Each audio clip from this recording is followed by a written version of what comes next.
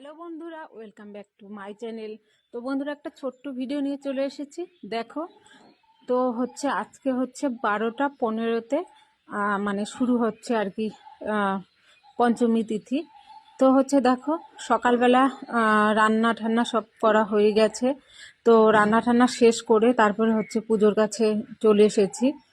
তো আমাদের ঘরে সরস্বতী মা আছে, যেহেতু আমার মেয়ে পড়াশোনা করে অবশ্যই থাকবে। আর আমার বড় তো গান বাজনার লাইনে আছে, তো ওটাও তো মানে মায়ের দয়া দয়া আর কি, সরস্বতী মায়ের দয়া। তো দেখো, তো যেহেতু অনেকটা দেরিতেই আর কি পঞ্চমী তিথি শুরু হচ্ছে, এর জন্য রান্নাবান্না সব সেরে নিয়েছি। আর যাওয়ার কথা ছিল সকাল সকালই আমাদের বাড়িতে।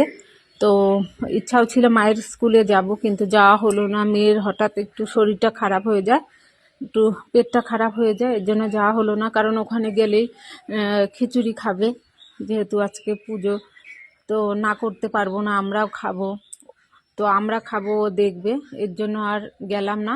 বাড়িতেই সকালবেলায় রান্না বান্না করে নিলাম, নিয়ে তারপরে পুজোটা সেরে তারপরে বিকেলের দিকে বেরোবো। তো বন্ধুরা, ভিডিওটা কেমন লাগলো অবশ্যই কিন্তু তোমরা লাইক কমেন্ট শেয়ার করবে।